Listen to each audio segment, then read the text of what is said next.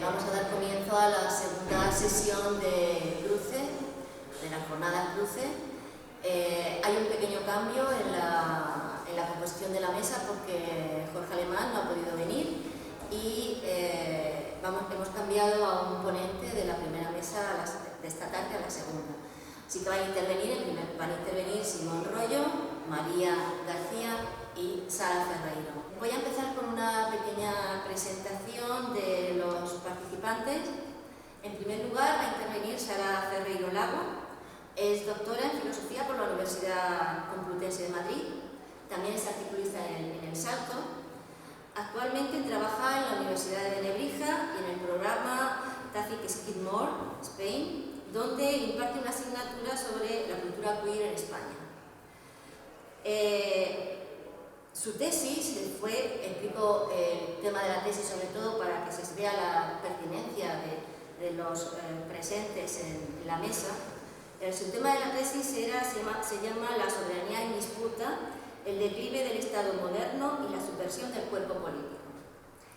También ha colaborado en el libro colectivo Rethinking Vulnerability and Exclusion y en el libro colectivo Perspectivas del Populismo, con un texto sobre en el nombre del pueblo, la proclamación o encarnación de la soberanía popular. Como vemos, el tema de la política es bastante pertinente para ello. Sus preocupaciones intelectuales, aunque ya han quedado un poco claras esta mañana en sus intervenciones de esta mesa, se propone concebir nuevas comunidades políticas más allá del Estado-Nación y repensar cómo crear lazos globales o nacionales que trasciendan la concepción moderna de la soberanía. Esa es Sara Ferreiro. María García, que es quien intervendrá en segundo lugar, es doctora en Filosofía por la Universidad de Granada, con una tesis titulada Erofilosofía y Caos-Unidad, pensar la comunidad desde el vínculo entre Gilles Deleuze y Georges Bataille. Actualmente es profesora de la Universidad de Valladolid y forma parte del equipo editorial de la revista de ideas políticas Pensamiento al margen. También colabora en la Universitat Oberta de Cataluña, en el Máster de Filosofía para los Retos Contemporáneos y es profesora colaboradora de formación permanente en la UNED. Es autora de múltiples artículos de revistas científicas de filosofía y de filosofía política. Y entre sus últimas publicaciones se encuentra el libro Políticas del Amor. Sus principales líneas de investigación están centradas en la ontología política, en la biopolítica, el pensamiento de la diferencia y el pensamiento impolítico, como ha quedado también claro en su intervención. Por último, nuestro filósofo de guardia, Simón Rollo, que se ha ofrecido y ha tenido el valor de ofrecerse a participar en la mesa, al que hemos un poco atracado para que participe, pero generosamente se ha ofrecido hacerlo. Es doctor en Filosofía también por la UNED, donde ha dado clases como profesor tutor y donde realizó la tesis Pasajes al poshumanismo, libro que luego convirtió en libro. Se presenta siempre como investigador independiente, pero también tiene publicaciones, entre ellas El sujeto anárquico, a partir de Foucault y Schummann. En este libro defiende la idea de que si la filosofía ha tenido por fundamento lo que se ha denominado el arjé, es decir, el principio, el gobierno, el mando, la jerarquía, lo que él propone es hacer una contrafilosofía anarjé, es decir, anárquica. Y ese es su planteamiento en la mayoría de los congresos y foros en los que participa. Es miembro del Cruce y del grupo de pensamiento y viene a nuestras reuniones de cada 15 días. Bueno, a partir de ahora empezaremos con la intervención de Sara Ferreiro. Muchas gracias y empezamos. Gracias. Democracia viene del griego demos, que es pueblo, y kratos, poder, es el poder del pueblo. Pero claro, ¿quién es el pueblo? ¿Y quién puede hablar legítimamente en su nombre, no? En la Grecia clásica estaba claro que se restringía eso a las personas que no eran esclavos, a las personas que no eran mujeres, ¿no? Las que sabían hablar también el idioma. El idioma, también quién habla en el nombre del pueblo y en qué idioma lo hace, ¿no? O sea, para los griegos, los bárbaros eran aquellos que no hablaban el griego, ¿no? De hecho, bárbaro etimológicamente viene de una onomatopeya, ¿no? Barbar, que es como nuestro bla bla, ¿no? Que es como bla. Se entendía que los bárbaros no tenían lenguaje inteligible, ¿no? Lenguaje inteligible. Y por eso se les excluía, ¿no? Como si fueran apolis, ¿no? Fuera de la ciudad, ¿no? Extramuros. Entonces, bueno, pues hoy vamos a aprender un poco esta cuestión de cómo marcamos el límite, de quién es el pueblo, quién entra dentro del pueblo y quién no. Hay gente que lo tiene clarísimo. Esta mañana hemos visto a Bestringe, ¿no? Defender que el pueblo es exclusivamente ciudadano nacional, ¿no? Ciudadano nacional. Y que aquel que no sea ciudadano nacional tiene derecho a la participación público-política, ¿no?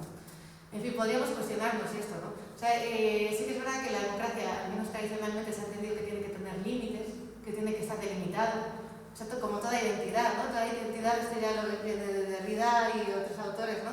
Siempre hay inclusión y exclusión. Alguien que es parte de nosotros, ¿no? Y alguien que es parte de ellos, ¿no? Y la identidad popular pues, también tiene esta parte de exclusión, ¿no? De exclusión. Sí que hay autores, y ahí está todo el lado del cosmopolitismo, que intenta pensar una democracia más allá de lo puramente nacional, ¿no? Que ahí está autores como Ferrajoli, Habermas y muchos otros, los Kelsen, ¿no? Después de la Segunda Guerra Mundial, después de la Cotombe de la Segunda Guerra Mundial, hubo muchos críticos, pero también es problemático. O sea, esto, por ejemplo, Arendt, cuando pensaba en el momento después de la Segunda Guerra Mundial, Arendt ella misma fue judía, perseguida por el régimen nacionalsocialista, tuvo que huir a Estados Unidos, ¿no? Y escribió este libro de los orígenes del totalitarismo, que hablando un poco de la experiencia del régimen nacionalsocialista y también soviético, que incluía como totalitarismo. Pensaba en esta cuestión de que al final al final como esta cuestión que pasó en Alemania, ¿no? De que el Volk se intentó que se homogenizase, que solo cabía para el extranjero, por ejemplo, la asimilación o la aniquilación, ¿no? Ese tipo de cuestiones no se vencerían con una democracia internacional. De hecho, en el capítulo 9, ¿no? De esta obra de los orígenes del totalitarismo, ¿no? Piensa que la democracia internacional no necesariamente es un antídoto contra la exclusión o incluso contra la aniquilación. Dice, podríamos imaginar que democráticamente todo el globo, ¿no? Elige por mayoría eliminar a una minoría, ¿no? O sea, lo que ha pasado no solo con los judíos, ¿no? También con los armenios, hemos visto las guerras de Yugoslavia, matanzas en múltiples, ahora están los Rohingya, ¿no? En fin, que hay muchas minorías perseguidas, ¿no? ¿Se acabaría esto instaurando una democracia internacional? Arendt tiene sus dudas, y yo también, ¿no? Yo también, no sé qué pensáis vosotros, ¿no? O sea, ¿tendríamos que pensar en una democracia internacional? Sí. Claro, la cuestión es, hay retos que son globales, y lo hablábamos por la mañana, ¿no? Y lo comenté. Estamos ante retos que no pueden vencer una democracia nacional al estilo de la que proponía Bestringe, ¿no? Con buenas armas nucleares para defenderse. Esa democracia nacional difícilmente va a poder, por ejemplo, hacer frente al desafío del cambio climático, difícilmente va a hacer frente a las desigualdades planetarias. Y es que además, como le comenté a Bestringe, y creo que es importante, ¿no?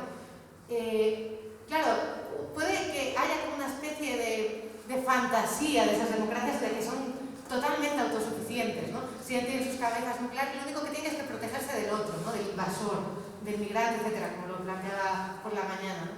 Pero claro, estamos como visibilizando la dependencia del otro y invisibilizando la nuestra, ¿no? El tema de los recursos de los otros territorios, ¿no? De que necesitamos, si ahora mismo pusiéramos, pues, por ejemplo, el muro que separa Estados Unidos, México, pero también Ceuta y Melilla, etcétera, ese muro no solo fuera para el tránsito de personas, sino también para el tránsito de mercancías y materiales, nuestro ritmo de vida sería inasumible.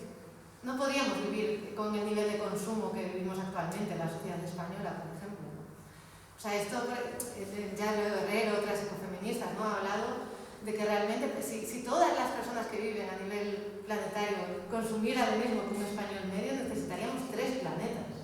3 planetas.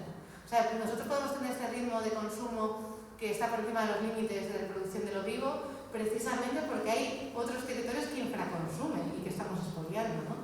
Entonces, bueno, esto de que las democracias occidentales somos dueñas de nuestra propia casa, esa imagen tan familiarista y tan doméstica, ¿no?, de las naciones occidentales, habría que ponerla en cuestión, ¿no?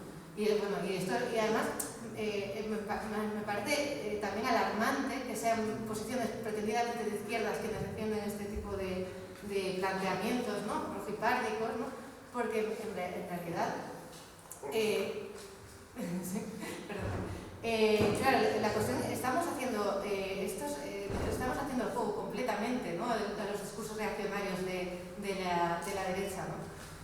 Y de hecho, incluso ha habido, para que veáis, ¿no?, ecofascismos, ¿no?, ataques terroristas ecofascistas, ¿no? Por ejemplo, podemos, no sé si conocéis, en Oslo, ¿no?, el ataque terrorista en Noruega de este hombre que mató a 77 personas, su manifiesto contenía ideas ecofascistas, ¿no? O podíamos ver también Christchurch en Nueva Zelanda, ¿no?, este hombre que entró en varios templos musulmanes, ¿no?, y mató a población musulmana. Hablaba también, ¿no?, del control de los recursos, ¿no?, del control de los recursos, ¿no? Pues bueno, tendremos que pensar otra forma, ¿no?, de interdependencia diferente, ¿no? Esto desde los feminismos ha pensado mucho, ¿no?, el tema de la interdependencia. Hay muchas autoras que piensan el tema de, por ejemplo, tradicionalmente, por ejemplo, los varones, los hombres, se han entendido, ¿no?, que son completamente autosuficientes, no dependen de nada, ¿no?, ni de nadie, ¿no?, y por eso tienen derechos políticos, son ciudadanos. En la modernidad, Kant, por ejemplo, si vamos a Kant, argumenta de este modo, ¿no?, el ciudadano lo es en tanto que es independiente civil. Y la independencia civil es no depender de otro. Y desde no depende del otro, el que no es asalariado, por un lado, los asalariados son dependientes del jefe, que habría que ver si el empresario no depende de los asalariados, pero bueno, es un debate también, ¿no? Y por otra parte, las mujeres dicen que son dependientes naturales, ¿no?, dependientes naturales. Que Kant, que huye de argumentos naturalistas, ahí se le escapa, ¿no?, con las mujeres. Y por eso les rechaza la ciudadanía. Pues a lo mejor hay que entender otra idea de individuo que no pase por la completa autosuficiencia, ¿no? Una idea de individuo que sea siempre, pues, dependiente de cuidados, etc. Todos podemos en algún momento estar enfermos, ¿no?, y necesitar, por ejemplo, de recursos, hospitales públicos. Necesitamos, bueno, una serie de recursos, ¿no?, para que nuestra vida sea vivible, ¿no? Pero por otra parte también tenemos que pensar que los estados también son interdependientes, por mucho que se intente pensar como eso, los grandes estados hipernucleares no son dependientes. Incluso el reconocimiento de los estados depende tal como el individuo depende del otro para el reconocimiento, y ahí podemos ver todas esas teorías como la de Arendt, ¿no?, que la acción depende del otro para el reconocimiento. Bueno, no me quiero meter ahí en berenjenales. También los estados dependen del otro, y de hecho todos los estados que tienen reconocimiento limitado es porque no han sido reconocidos por los otros países. Dependemos constantemente de los otros países, ¿no? Incluso si Kosovo, Palestina, incluso Israel tiene a veces reconocimiento limitado, ¿no? Es porque no hay un quórum internacional sobre esto, ¿no? Entonces, bueno, yo sobre todo quería plantear para la duda de eso, es una inquietud mía. Yo no tengo respuestas para nada, tengo como muchas dudas. ¿Cómo podríamos pensar lazos a nivel global que no pasen por... O sea, claro, ¿cómo pensar lazos posnacionales, ¿no?, posnacionales, que no sean simplemente jurídicos, ¿no? Porque nos hablaba antes de Ferrajoli y de Kelsen. Kelsen, por ejemplo, después de la Segunda Guerra Mundial, hizo un libro muy famoso que se llama La paz por medio del derecho. Pensaba juridificar todas las relaciones internacionales, ¿no? Pero claro, ¿quién hace las leyes, no? También somos los hombres, las leyes no caen del cielo, ¿no? Entonces, me parece un poco precaria este tipo de concepciones juridicistas, ¿no? Porque al final las leyes, lo he dicho, pues son también deberían de ser cambiantes, ¿no? Deberíamos de poderlas cambiar, ¿no? ¿Cómo concebir eso? Una democracia posnacional. La democracia nacional tiene sus limitaciones por la cuestión de la exclusión, ¿no? Es decir, pues el que no es ciudadano, pues no cuenta, ¿no? No cuenta. Y tiene también el peligro, las concepciones nacionales del Estado, por ejemplo, de la homogeneidad, ¿no? Está siempre presente que la homogeneidad se puede configurar de muchos modos, ¿no? La más dramática, la homogeneidad étnica, como pasó en el nazismo, ¿no? Pero bueno, podemos pensar homogeneidad lingüística, eso lo vimos aquí constantemente, el debate entre las minorías lingüísticas en el país y las mayorías lingüísticas. Bueno, el debate terrible, ¿no?, que hay sobre esto. En fin, religiosa también, ¿no? España se configuró como nación al expulsar a los judíos, ¿no? No fue un motivo étnico en el caso español, o sea, la configuración del Estado español fue la expulsión de los judíos en tanto religión, ¿no? Y ahí estuvieron, aunque bueno, tampoco se trató muy bien porque se les llamaba marranos, ¿no?, a los conversos, ¿no?, a los judíos conversos, pero bueno, cuando fundamos la nación española. Pero bueno, es eso, ¿no?, que el nacionalismo siempre tiene esa tendencia a la homogeneidad, a crear un nosotros homogéneo, ¿no?, que me parece peligroso. Y por otro lado, siempre pues, marca unos límites nada porosos, ¿no?, y una exclusión que parece permanente, ¿no?, del otro. Y bueno, no sé cómo voy de tiempo más. Ya te quedan 2 minutos. Me quedan 2 minutos. Claro, luego quería plantear una cosa con el tema de nosotros el pueblo, ¿no? Va a decir un texto genial sobre esto. Cuando hablamos de nosotros el pueblo, es curioso, pero esto se disputa también, ¿no? La Constitución americana, por ejemplo, empieza con we, the people of the United States, empieza el preámbulo, o sea, antes incluso de denunciar ninguna norma, ¿no? Entonces parece que la Constitución representa al pueblo, ¿no? Pero al mismo tiempo hay una Cámara de Representantes en Estados Unidos, aquí el Congreso de los Diputados, ¿no? Además de la Constitución, en la nuestra es la Nación Española, empieza así como nuestra, la Nación Española. Después hay gente en la calle también diciendo nosotros el pueblo, ¿no? Por ejemplo el 15M, pero también en Colón, la manifestación de Colón contra el independentismo catalán, ¿no? O sea, de diferentes signos. Hay mucha gente intentando ese significante vacío del que hablábamos por la mañana, ¿no? Hay diferentes entidades ahí en juego intentando armonizar ese concepto, ¿no? Entonces, bueno, eso está muy problemático porque ¿quién define el pueblo? ¿No? Por un lado, no podemos sacar una fotografía, no podemos decir, aquí el pueblo, sacar una foto a la manifestación de Colón y decir, está aquí el pueblo, unido, hablando, ¿no? Y luego, por otra parte, el pueblo no siempre piensa lo mismo. Hay diferentes posturas, ¿no?, dentro del pueblo, ¿no? ¿Cómo articulamos esto, no? De hecho, pensar, por ejemplo, aparecer todo el pueblo hablando unido al unísono parece incluso una idea bastante fascista, ¿no? O sea, todo el pueblo saliendo a la calle enunciando exactamente las mismas consignas, ¿no? Es incluso aterrador pensar algo semejante, ¿no? Y por otro lado, también está el tema del marco, ¿no? O sea, hay cosas que quedan dentro del marco, siempre que hablamos de algo hay algo que queda dentro y otras cosas que se excluyen, ¿no? Hay gente que habla en nombre del pueblo, ¿no?, y no es escuchada por el resto, ¿no?, que no cuentan, ¿no? Gente que no importa, ¿no? Entonces, bueno, también es como estas preguntas, ¿no? Sí, y ya lo dejo aquí, sobre todo a ver en el diálogo qué cositas nos pueden salir, pero bueno, dejar ahí esa cuestión, sobre todo la pregunta por cómo configurar relaciones internacionales para hacer frente a desafíos internacionales que pasen más allá del Estado-Nación, ¿no? Y después esta pregunta, ¿no?, de quién es el pueblo, qué hacemos con esto, ¿no? Lo necesitamos porque queremos ser demócratas, pero, en fin, ¿cómo lo configuramos, ¿no? Y qué límites le ponemos, qué fronteras al pueblo, ¿no? Eso tiene que tener algunas. Muchas gracias.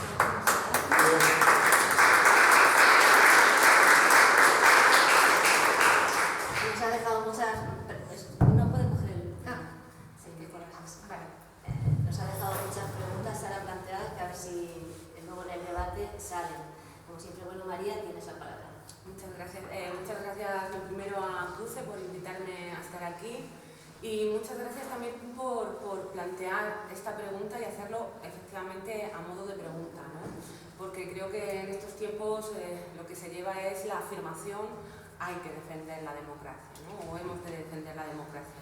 Entonces, planteárnoslo como pregunta para poder un poco pensar en los términos y además desarrollar un breve texto que nos daba aún más preguntas y multiplicaba los interrogantes en torno a este central de alguna manera, pues abre, ¿no?, precisamente ese espacio al debate y quizá ahora de algún modo también a la democracia misma, ¿no? Dar de repente un paso atrás y cuestionarse las cosas más despacio. Yo me voy a apoyar en un breve texto, sí que pediría, si ves que me excedo un poco en el tiempo, me dices y yo voy acortando. Para, bueno, intentar poner las ideas lo más claras posible y más, como ha dicho la compañera hasta ahora, ¿no?, que es una hora complicada un poco para todos, para mí también. Bueno, en esta pregunta, ¿no?, hay que defender la democracia, yo veo como dos interrogantes dentro del mismo interrogante, o dos problemas en la pregunta.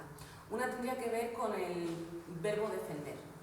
el verbo defender, porque creo que es una expresión que de algún modo parece que predispone a la hostilidad, defender, que nos configura de algún modo uniformados y combatientes, y por tanto parece que habría ahí una cierta lógica de guerra en la que creo que nos instalaríamos o en la que quizá se nos quiere instalar. La guerra, decía Derrida, toda guerra, es siempre una guerra entre hermanos, y aquí el masculino además no es casualidad, porque él habla en el contexto del falologocentrismo, el masculino, ¿no?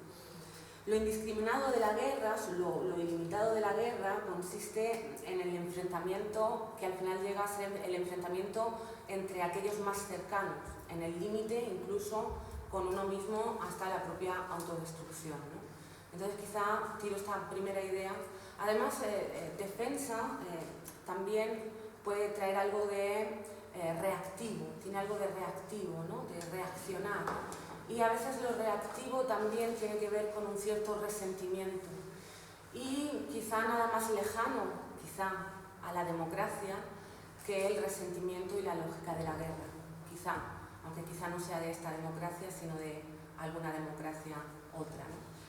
Esto por una parte, pero en la idea en la que yo me quería centrar tiene que ver con el término mismo democracia, pero no trataré de buscar aquí una definición para tratar de ver si nuestro sistema político se adecua a esa definición o viceversa, sino que me quiero fijar en otra pregunta que hace Cruce sobre esto, y es la pregunta de si estamos ahora mismo en democracia.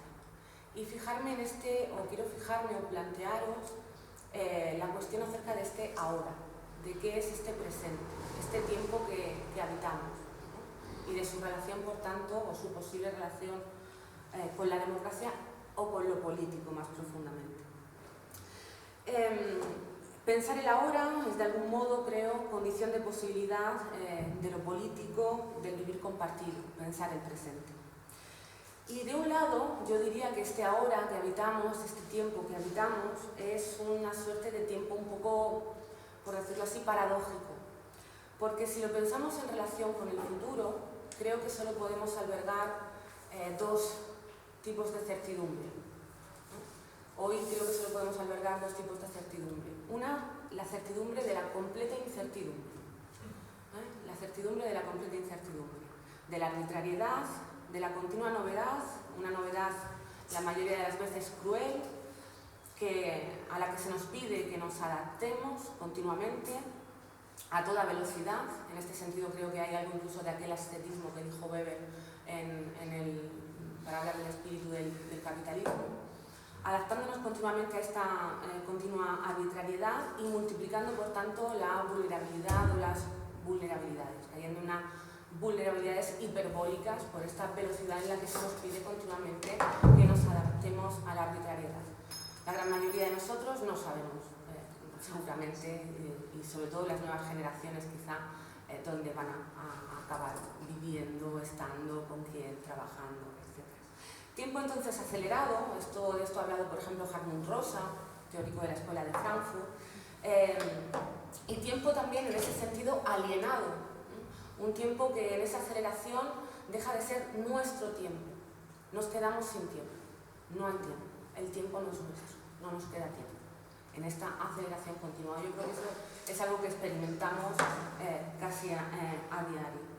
Hablaba un psicólogo existencialista que trataba esta cuestión también del tiempo, de un tipo de malestar al que llamaba lo súbito aterrador. Cuando no somos capaces de hacer experiencia del pasado ni de proyectarnos al futuro y de tener una mínima estabilidad, todo nos produce un absoluto terror. Y en ese sentido vivimos también, a mi modo de ver, o lo lanzo aquí, en una época de continuo miedo, de micromiedos, ¿no? Cada uno quizá el suyo o los suyos. Pero además, este tiempo acelerado, este tiempo de completa arbitrariedad, este tiempo de incertidumbre, es también, en cierto modo, un tiempo que nos convierte en turistas de nuestra propia vida. El turista es aquel que busca la mayor acumulación de experiencias posible, experiencias además fragmentadas, para finalmente quedarse sin experiencia. El aventurero de hoy es el aventurero de los placeres permitidos. Esto es un texto de Tocqueville maravilloso, los placeres permitidos. Lo que no está permitido, muchos placeres, pero todos permitidos, ¿no? Aventurero de los placeres permitidos. Los que nos imponen desde ciertos procesos de subjetivación que nos construyen, como diría otro filósofo, Santiago López Petit, como un yo marca, es decir, un yo que siempre busca rentabilizarse. Esto lo vemos también con las redes sociales, hacer de mí mismo una marca que se venda y de la que sacar rentabilidad. Por tanto, se podría decir que estamos ante un sujeto que se habita sin habitarse, como el turista que visita una ciudad, pero que poco después ya ni siquiera es capaz de recordar los lugares por los que pasó, ¿no? También por esa aceleración. Somos una presencia evanescente que hiperexplota su propio paisaje. Y de otro lado, creo que el otro modo de experimentar algún tipo de certidumbre ahora, en este tiempo, pensándolo con relación al futuro, sería la certidumbre de la completa catástrofe, ¿no? Y no hace falta quizá que ponga nombres, ¿no? Ya lo sabemos todos, pandemia, guerra, crisis climática, etc., ¿no? Esa es la otra certidumbre que tenemos, parece, la catástrofe. Este modo de experienciar el tiempo, un tiempo que deja de ser nuestro, bien por la arbitrariedad, bien a causa de la catástrofe, del fin de los tiempos, nos hurta la posibilidad de cualquier praxis ético-política. ¿Cómo construir algo en común con ese miedo, con esa arbitrariedad y con la catástrofe enfrente? En este sentido, quizá el único modo de recuperar un cierto ahora de la democracia, se decía, ¿no? Democracia real ya, hace mucho tiempo, ¿no? Ahora, ya, una hora de la democracia, pasaría quizá por desobedecer al tiempo.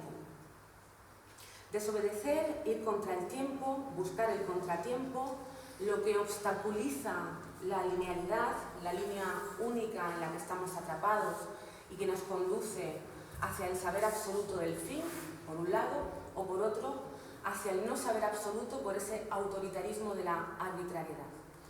Caminar entonces quizá sin absolutos en cuanto al saber. Y creo que esto implica abrir espacios para la imaginación política, y por tanto para la posibilidad de la creación de nuevos espacios vivibles, tal vez como el propio cruce es un espacio vivible también, ¿no? Habría por tanto un tipo de desobediencia que habría que llamar desobediencia incivil, porque no se trata de desobedecer una ley concreta, una ley jurídica, una ley que emane del derecho, sino de desobedecer algo más profundo que nos ata con aún más fuerza, y es desobedecer la ley del tiempo. La ley del tiempo. La ley del tiempo que normaliza y nos normaliza en este frenetismo de continuo. También, no sé cómo voy de tiempo. Bien, te quedan 5 minutos. Vale. También habría que pensar quizá la relación de la hora no solo con el futuro, sino también con el pasado. Porque en este frenetismo creo que siempre se nos invita también a pasar página. El pasado es aquello que ya no es y que no tiene ningún valor. Siempre hay que pasar página, siempre hay que aceptar nuevas normalidades. Nueva normalidad. Pasamos página. Yo, más que una memoria psicológica o una memoria histórica, ¿no? Estas son palabras también, pues, memoria histórica, que tiene muchas resonancias, yo hablaría más bien de buscar una memoria ontológica. ¿En qué sentido? Una memoria que no traiga solo nuestro pasado como seres humanos, sino el pasado también de los seres no humanos. Porque recordando a Walter Benjamin y ese ángel de la historia que él decía que miraba hacia atrás el camino del progreso y solo veía ruina sobre ruina, esas ruinas del progreso, los excluidos, los violentados, etc., sabemos ahora que también son ruinas planetarias, no son solo ruinas humanas, son ruinas planetarias. Entonces esta memoria ontológica que diga el pasado es, y no solo es humano, sino que es de todos los seres, y buscar ahí el modo de detenernos, de no pasar página, de leer cada página con cuidado y quizá por tanto de buscar un cuidado de la ruina, porque son muchas. fondo, de lo que se trata es de pensar la diferencia en el tiempo, de romper esta linealidad de un presente homogéneo, que nunca acaba, una incertidumbre que no acaba, una catástrofe que va a venir seguro. Pensar la diferencia en el tiempo, la diferencia de la hora respecto del pasado y respecto del futuro, una diferencia plena que vuelva a abrirnos, a bifurcar el tiempo, a romper o a hacer estallar en la línea. Con esto ya voy acabando. Deleuze y Guattari escribieron un artículo en 1984 refiriéndose al mayo del 68, 1984, es decir, unos cuantos años después, y decían en ese texto que en mayo del 68 fue un fenómeno de evidencia, como si una sociedad viera lo que tenía de intolerable y al mismo tiempo viera la posibilidad de lo imposible, de la bifurcación, de la salida de aquello intolerable a lo que parecía que se estaba abocado. Rotura del presente fue mayo del 68, acontecimiento que dividió o diferenció el tiempo en un antes y un después, una hora de subversión, de disrupción y de creación. La pregunta de 1000 mesetas, otra obra de Deleuze y Guattari y del Antiedipo, era la pregunta central: ¿cómo es posible desear el fascismo? Esta era la pregunta que ellos sobre todo se hacían en estas dos obras. Aquí se vincula con la reflexión sobre el tiempo. Podríamos pensar quizá que desear el fascismo es desear el presente, su solidificación completa, es desear este presente, este ahora sin vínculo con un futuro otro, con un futuro de apertura, ni tampoco con un pasado que se nos quiere arrebatar. Desear el fascismo es quizá desear no tener tiempo. Y tal vez lo que sucedió en mayo del 68, y yo creo que este artículo a veces se titula Mayo del 68 nunca ocurrió, si se sustituyera mayo del 68 por 15M, creo que se podría leer también muy bien el artículo del mismo modo, porque quizá lo que pasó con el 15M fue justamente que resistimos al presente, fue justamente que desobedecimos al tiempo. El tiempo acelerado, irresistible, con sus prisas, sus miedos, se detuvo. Lo pospusimos todo. Abrimos un tiempo de suspenso, de suspensión, en definitiva, nos dimos tiempo. Bueno, de ese artículo de Deleuze y Guattari pasaron 16 años respecto de mayo del 68, ahora han pasado 12 años del 15M, y parece que la soga del presente se ha estrechado un poco más en torno a nuestros cuellos. Darnos tiempo hoy parece casi impensable. La prisa es ya casi un mar embravecido, el tiempo del presente está completamente despolitizado, parece más bien un axioma natural esta prisa, una fuerza bruta natural a la que no es posible escapar, una tormenta que inunda y que ahoga en ese frenetismo. Y sin embargo, creo que hay que apelar a una urgencia a otra, a una prisa de otra naturaleza, no a esa prisa. Decía Camus también, cuando se preguntaba acerca de la rebeldía, que la rebeldía consiste en decir no, en poner un límite, en parar, también decía, en parar. ¿No? Y ponía algún ejemplo, dice, las cosas han durado demasiado, hay un límite que no franquearéis, citas de Camus. Por tanto, en la rebeldía hay una cierta pérdida de la paciencia también, pero una pérdida de la paciencia distinta, otra, que nos arrojaría fuera de ese miedo, fuera de esas urgencias que se nos imponen y que quizá podrían abrir el tiempo otra vez a un tiempo compartido.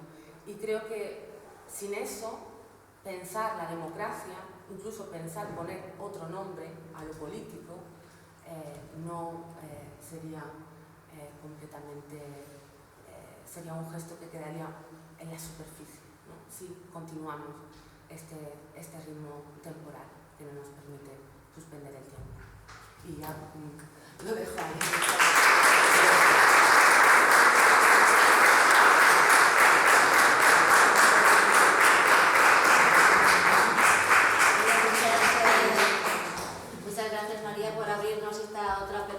Sobre la democracia, que está muy bien, pero ya se discutirá. Y ahora vamos a escuchar a Simón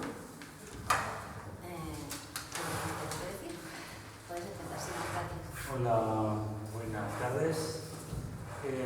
Bueno, estamos convocados aquí bajo la pregunta ¿hay que defender la democracia? Esta mañana se ha respondido que no. Varios de los que intervenían respondieron no. Supongo que es a la democracia realmente existente, a la democracia representativa a la que dicen no. Pero yo, que también diría no, voy a decir sí. Hay que defender la democracia, pero primero y antes que todo la democracia radical. La democracia radical es la democracia del yo. Porque un ego esclavo o fascista nadie tiene que ver con la democracia. ¿Por qué digo la democracia del yo? Porque a diferencia de lo que esta mañana hemos escuchado en Jorge Bestringe, que nos ha hablado de geopolítica, a mí me asombra como los geoestrategas como hablan de porque Estados Unidos lo que tiene que hacer es esto y entonces China tal y entonces tal. Una persona, un individuo aislado, intelectual de cualquier lugar, diciendo lo que tiene que hacer China para que Rusia entonces y Noruega, pero ¿quién se cree que es? Dios. Bien, entonces a la geopolítica o geoestrategia, y sin embargo conservando su idea de independencia y autarquía, contesto con una ultramicropolítica. La ultramicropolítica busca la ultrademocracia radical del yo.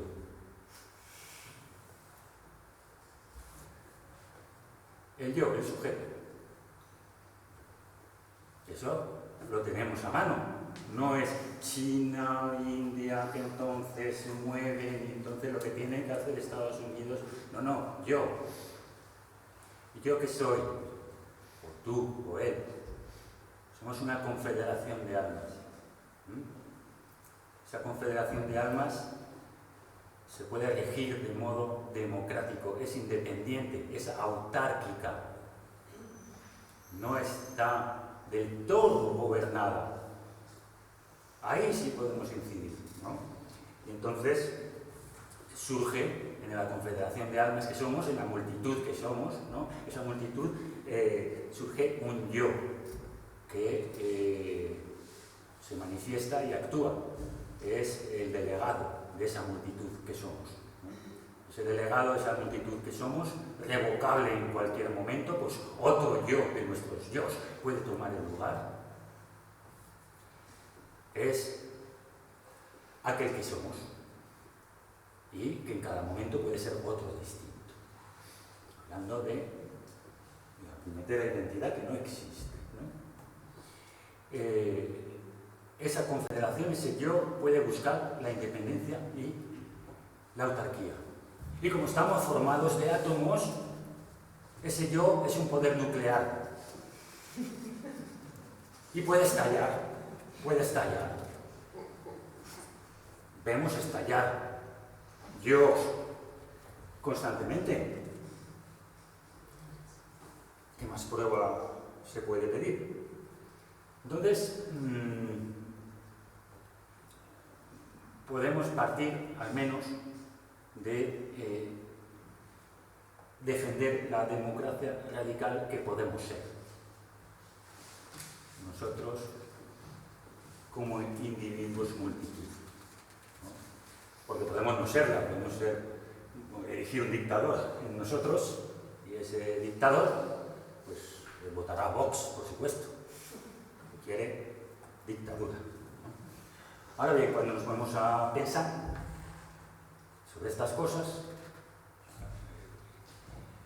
nos tenemos que enfrentar también a el conocimiento. Y el conocimiento es antidemocrático. es jerárquico. Entonces, hay jerarcas, arcontes. Se ha nombrado aquí a Badiou, Butler, Derrida, Weber, Arendt, Laclau, Castelladis, Jorgito Alemán, al que no puedo sustituir porque lo tienen que sustituirle a Amador, porque yo puedo sustituir a Amador, pero no a Jorge Alemán, porque hay una jerarquía. ¿Qué coño es la jerarquía de pensamiento? ¿No? Somos individuos múltiples, aislados. Ese es el punto de partida. Y nos podemos poner, efectivamente, como dije antes, en situación anárquica, es decir, anarquía, sin gobierno, sin jerarquía, sin mando, sin control, en la medida de nuestras fuerzas, porque no tenemos fuerzas para gestionar la paz entre Rusia y Ucrania, pero a lo mejor sí tenemos fuerzas para decidir a quién votamos.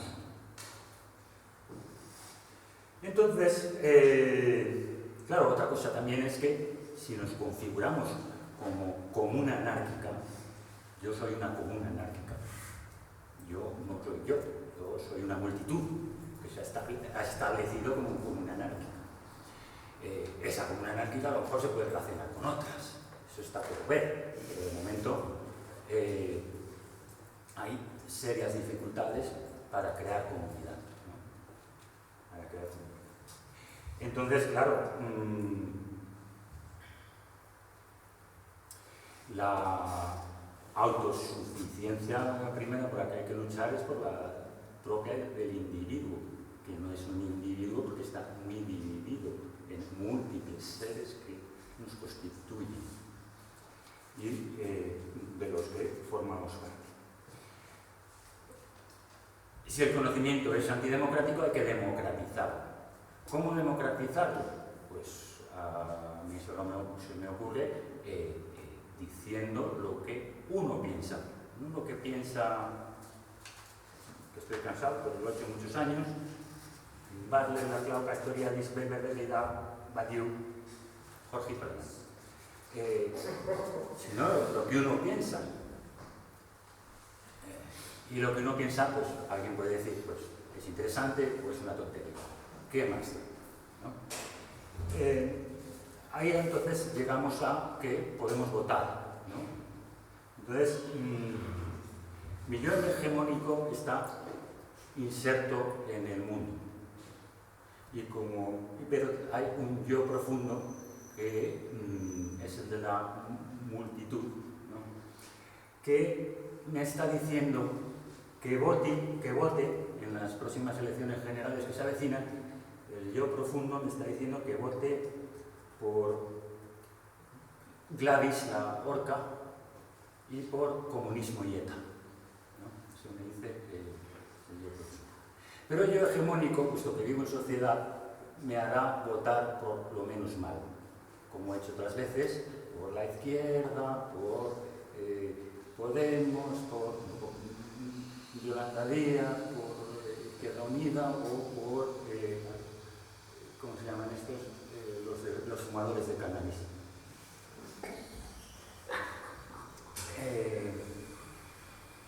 Entonces, hay efectivamente, estoy en las antípodas ahora mismo situado del planteamiento de hay retos globales que decía Sara que hay que resolver, porque, bueno, puedo participar micropolíticamente en la resolución de retos globales como el ecológico, bueno, en la medida de mis pequeñas fuerzas. Pero, sin embargo, me parece poco viable el plantear yo la solución al reto global en general. Al lema, ¿cómo era? Pensar global, actuar local, diría que sí, que esa es la opción fundamental. Y entonces procurar, si eso, hay una multitud de nosotros que se confedera con una democrático-anárquica, libertaria, y eso se extiende en muchas personas, pues la multitud individual se puede convertir en multitud colectiva, ¿no? Tal vez. En esa medida yo diría que en lugar de lo que voy a decir, para defender la democracia radical, la ultrademocracia, pienso que el punto de partida tiene que ser lo atómico y explotar si hace falta, antes que lo geopolítico o global. Gracias.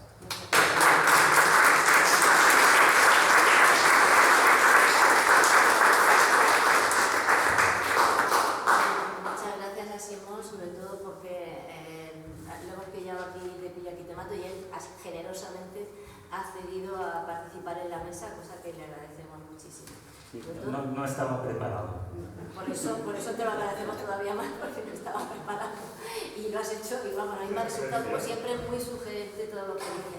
Yo creo que aunque, bueno, cada uno, o sea, es un planteamiento completamente, parece que hemos organizado las mesas con intención, y ha sido sin intención, pero yo creo que los planteamientos que se han hecho aquí esta tarde son bastante diferentes a como se ha planteado esta mañana el tema, pero, y que también distintos entre sí. De hecho, bueno, pues Simón estaba respondiendo a algo que había dicho Sara, pero yo creo que sí que hay en común entre estos tres propuestas, porque son propuestas de pensar de otra manera la democracia, bien buscando nuevas fronteras o no fronteras, abriendo los problemas, o bien viviendo, haciendo otra forma de vivir el tiempo, que yo creo que se corresponde bastante con lo que Simón estaba hablando de esa microatómico política del yo, que es precisamente la propuesta que podemos hacer.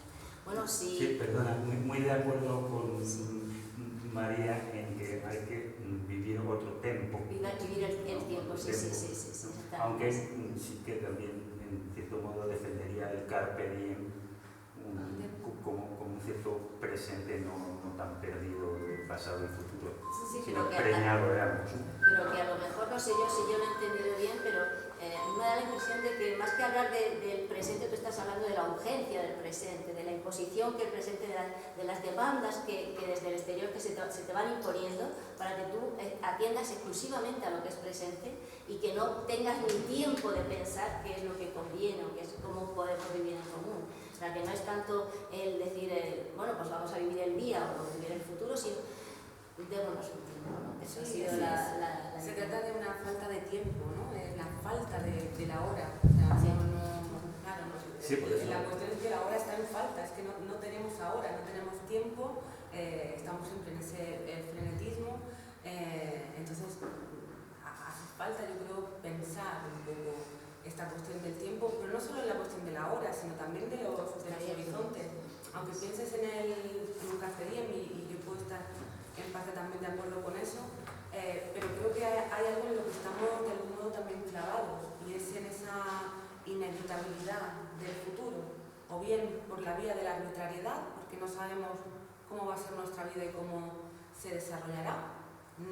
Las seguridades son cada vez más mínimas, y luego por esa gran seguridad que empieza a asomar, que es la seguridad de la catástrofe, ¿no? Hay un planteamiento ahí, todo un discurso de la catástrofe, incluso en los medios de comunicación, si queremos, ¿no? La crisis climática, que no deja de ser, o sea, no se trata aquí de negarlo en absoluto, por favor, no se me malentiendan, ¿no? Pero se trata de establecer otro tipo de vínculo con eso que no nos lleve a una inevitabilidad que nos deje efectivamente sin un tiempo propio. Sí, yo estoy de acuerdo contigo mucho, porque el quid de la cuestión está en la aceleración.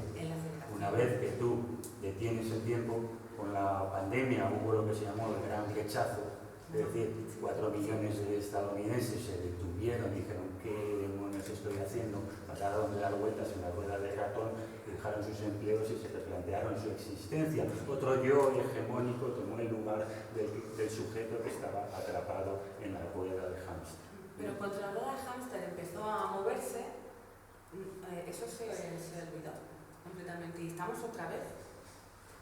O sea, por eso digo también que hay una parte también incluso de olvido, ¿no? de las experiencias pasadas, ¿no? De acepta la nueva normalidad, de sigue hacia adelante, pero hacia un adelante que es un abismo. Es el abismo de la catástrofe o el abismo de no saber qué va a ser de mí mañana. Bueno, si queréis intervenir, está abierto el turno de palabra y podemos hacer. Perdón, no sé cómo te llamas. ¿Tú eres? Mercedes, después está Javier y Luis. El micrófono, por favor. Luis, sí, Javier.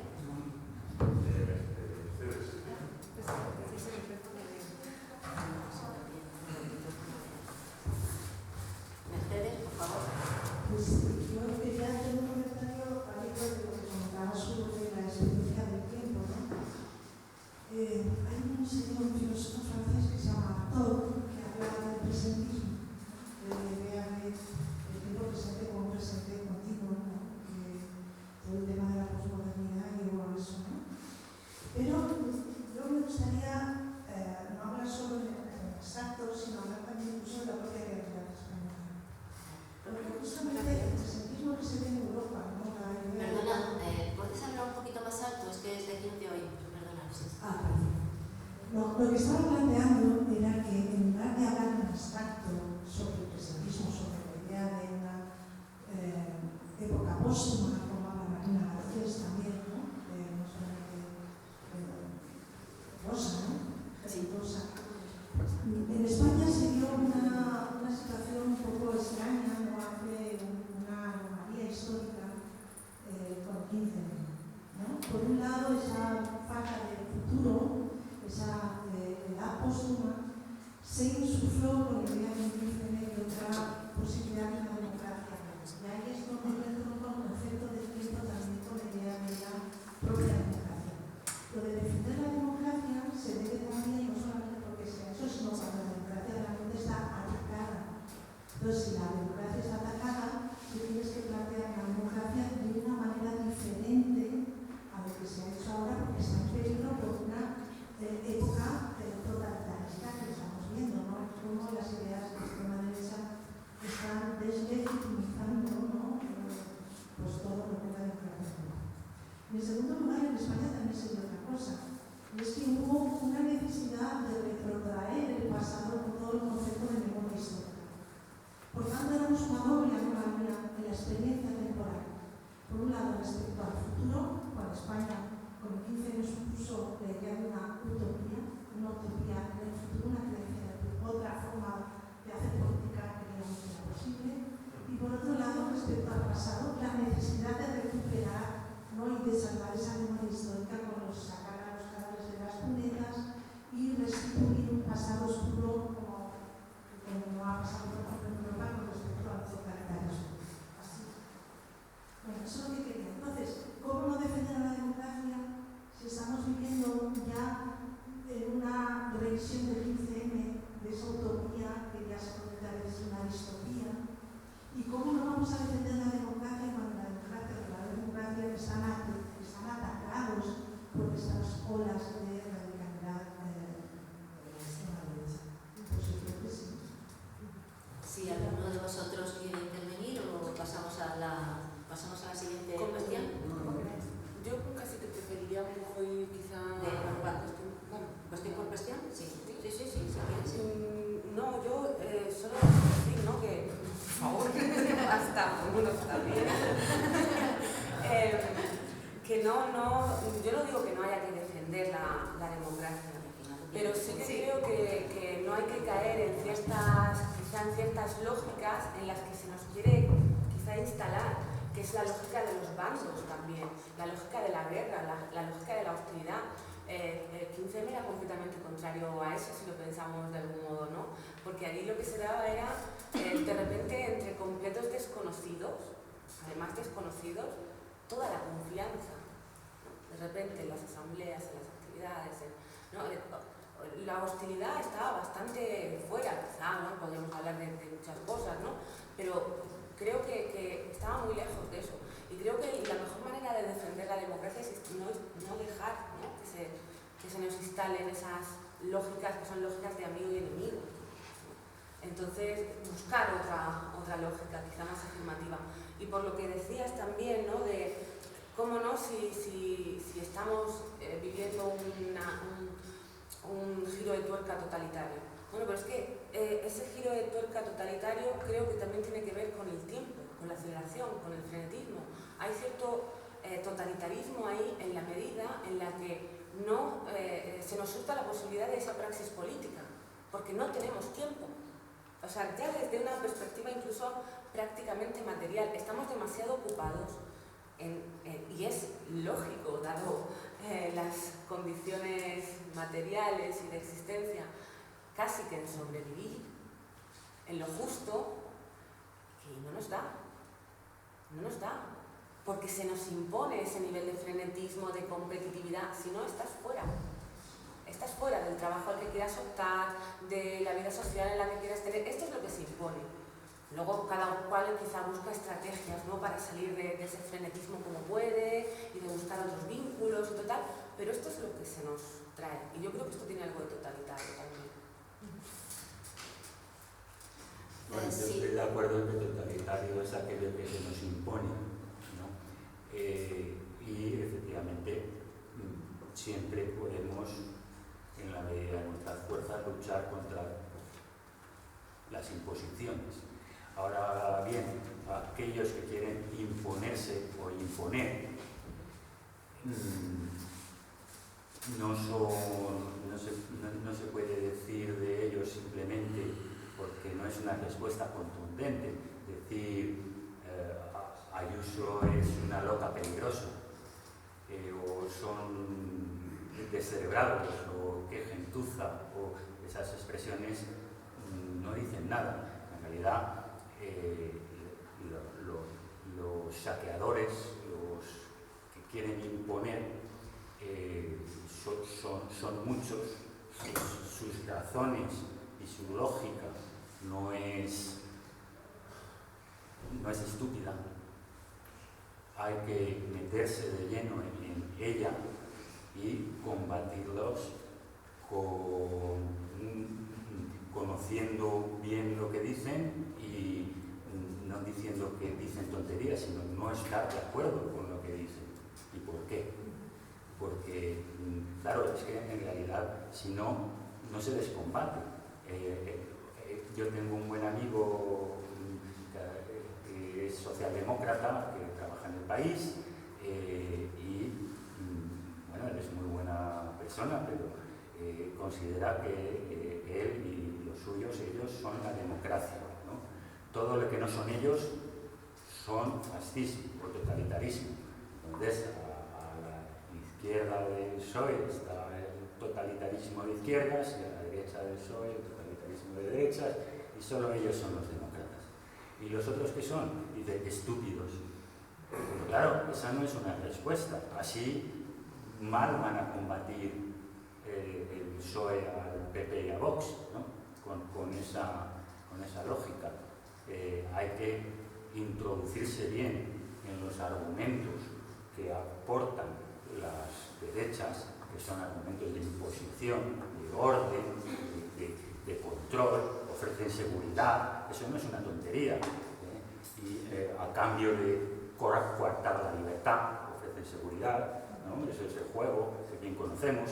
En eso hay que meterse en profundidad y contestar con rotundidad. No se puede deslegitimar un discurso que viene muy potente simplemente diciendo estúpidos, cromañones, fascistas, que lo serán, pero con eso no se les detiene, ¿no? Sí, yo sobre esto que estáis comentando, claro, yo es una de las cosas que estaba como pensando, ¿no? A la hora de preparar la ponencia con el tema de sí, lo curioso es que la derecha piensa que es la izquierda ahora, la totalitaria. O sea, esto también habría que tenerlo en cuenta. O sea, lo de la dictadura de lo políticamente correcto, esta cuestión. O O sea, hoy el establishment, según la derecha, es la izquierda. O sea, esto habría que tenerlo en cuenta, ¿no? Eso, en ese texto que es buenísimo, perdón por la autoridad, el argumento de la autoridad, que es quizás sí que es un poco aristócrata, ¿no? Pero eso, creo que es interesante que se ha trabajado, ¿no? ¿Por qué la rebeldía se volvió de derecha? ¿En qué momento contestar eso, al establishment es una cuestión de derechas? Eso es lo que hizo Trump. Se suponía que Trump era un político anti-establishment. ¿Cómo ha pasado esto? ¿Cómo ha sucedido esto a nivel global?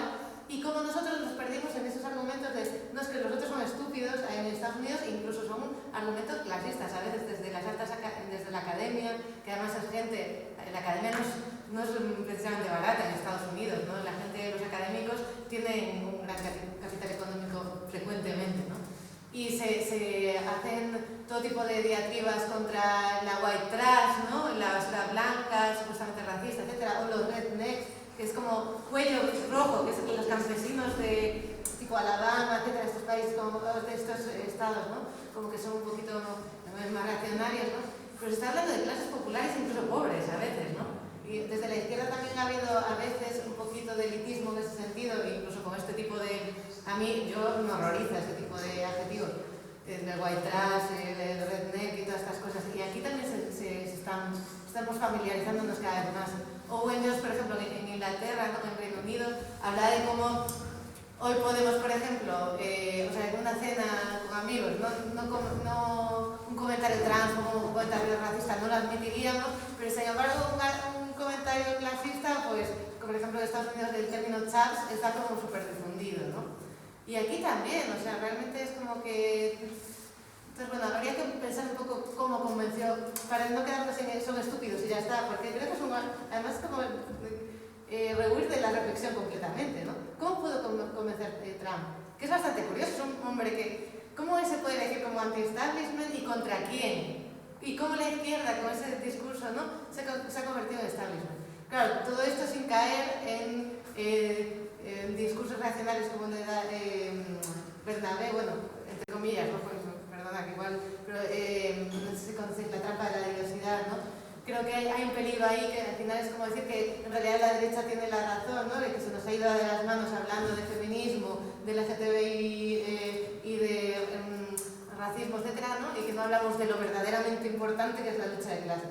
Cuando, francamente, todos estos discursos, en realidad el activismo LGTBI, el activismo feminista, como los núcleos más políticos de estos activismos, realmente en todas las asambleas que he estado, el intercurso con lo económico siempre está presente. O sea, desde el feminismo es muy raro que yo no he estado en una asamblea feminista que nunca se hable del tema de los cuidados, es una cuestión económica, se habla de trabajo, de cuidado, incluso hablamos de huelga, de cuidado, ¿no? O sea, como que no es una cuestión económica. Con lo LGTBI también tiene una dimensión de, obviamente, ¿no? También una dimensión económica, ¿no? Bueno, Tim lo dijo antes muy bien, que hay diversos campos en lo social y que todos tienen la misma importancia, aunque los alfonserianos digan que la economía tiene la mayor importancia al fin y al cabo. Tú estás diciendo que hay cierta transversalidad, lo cual es cierto.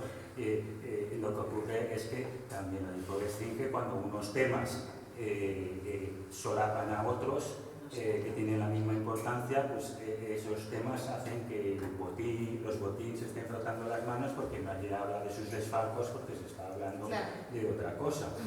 Entonces, sí, de las guerras culturales. Digamos, de las guerras culturales habría que tener un poco de cuidado. Darle la misma importancia a una multitud de discursos y no centrarse en uno solo. Eso es. Bueno, vamos a ir siguiendo el orden de palabras y hacemos un par de intervenciones y luego, si acaso, se intervenga otra vez la mesa. A ver, tiene la palabra Luis. No, era Javier. O Javier, me da igual. Yo, perdona, no tengo que decir a la mesa, pero preferiría que a las que se hacen preguntas se respondieran, porque cuando se hacen bloques no se responden a todas, nunca. Vale, es que el riesgo que eso tiene es que evidentemente los miembros de la mesa quieren participar y responder a cada una y no va a dar tiempo a que intervenga mucha gente, pero bueno, como queráis, a mí me da igual.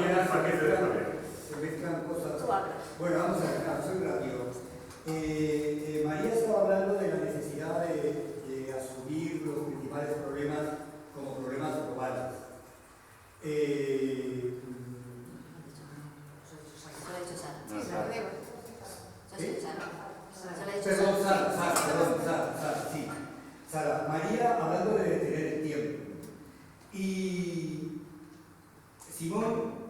ha dicho en el fondo lo que había, y yo estoy bastante de acuerdo con él, no porque sea lo más práctico, pero sí es lo más razonable, dada la situación, es que uno empieza consigo mismo, ¿no?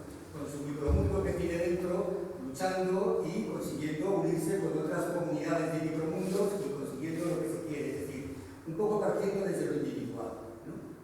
Pero claro, toda esta lucha, ¿cómo se lleva a cabo? O sea, ¿a quién le dices tú, María, que hay que detener el tiempo?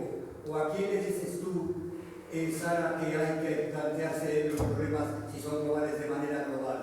Lo dices al concepto de los pueblos, la gente, por ejemplo, un concepto que se ha conceptualizado políticamente y que gente es igual a nadie. Gente es exactamente igual a nadie. Cualquier persona que da la mano a un político o sale un micrófono abierto de un medio se convierte automáticamente en nadie. Es Juan, María, Luis, Gonzalo, es el que saca de todos los otros, es decir, nadie. Pero ¿qué es lo que ocurre? Que es algo que diga yo, y ahí sí parece que es sagrado. Nadie se mete con ellos, no digamos desde la izquierda, ¿no? ¿Qué es el ciudadano? El ciudadano es absolutamente impresentable y nadie se mete con él. Simplemente se le juzga como alguien que está aplastado por el sistema, de lo cual le saca un gran rendimiento, considerándose una víctima. El victimismo es lo que domina nuestra sociedad y, por supuesto, el victimismo a lo que te lleva es a la absoluta irresponsabilidad. Yo no soy responsable de ninguno de los problemas que hay, yo soy una simple víctima. Yo tengo la sensación de que todos estos misterios que la gente no entiende, y cómo vota la Vox y cómo vota la Trump, tienen también mucho que ver con cuestionarse seriamente si las personas, ya sean los ciudadanos, se sienten o de qué manera se sienten implicados y se sienten participantes de la comunidad a la que pertenecen. Luis, ¿estaba Luis ahora? Bueno, muchas gracias a los tres por haberlo, a Simón porque ha improvisado, lo cual es como la performance, es el arte del momento, sin tener que haberlo estudiado, ¿no? Y a vosotras por esta hermosa intervención que supongo que os habéis preparado. A mí me gusta mucho lo de ir con el tiempo, porque antes cuando íbamos a ver ahí a la Casarrería y a la Manuela, a Cargo, el catedrático que pues era siempre el mismo debate. Entonces es un debate que llevamos ya mucho tiempo haciendo, ¿no? Y en la ciudad. Y el capitalismo pues siempre nos ha maltratado. Yo por eso soy artesano desde hace 50 años, porque voy muy despacito, dejo muy poco y hago muy poco. Y para terminar, porque creo que somos muchos y todos tenemos derecho a hablar, pues me gustaría parafrasear la frase más famosa del mundo, ¿no? De Tarkovsky, ¿no? Los escultores trabajamos tiempo. Tin, y ya cerramos con Tin, a partir de Tin abrimos. Sí, te tengo apuntada. Si queréis, abrimos también un turno de palabra en la mesa. Hola, sí. Yo tengo una pregunta para María, pero se puede comentar todos. Hay algo que me incomoda un poco en tu argumento. Me pregunto qué es exactamente, por qué me incomoda el argumento. En primer lugar, me parece...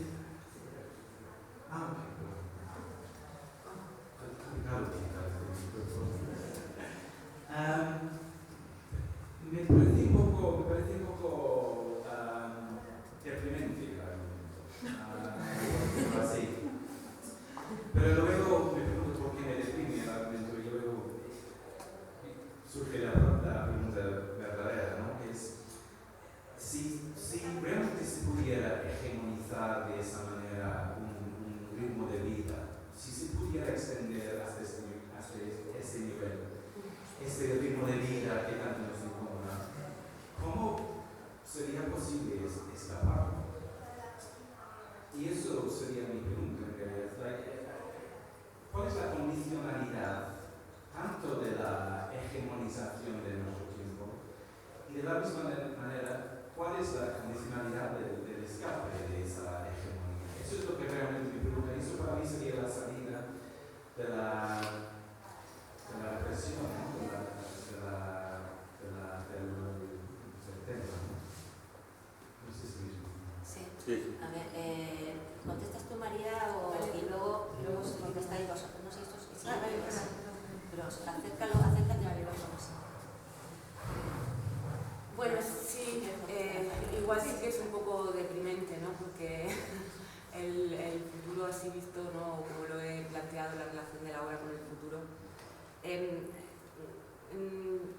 Yo me refería un poco también, quizá para que se entienda mejor y con esto te voy respondiendo, a aquello que decía también Aren sobre el totalitarismo, ¿no?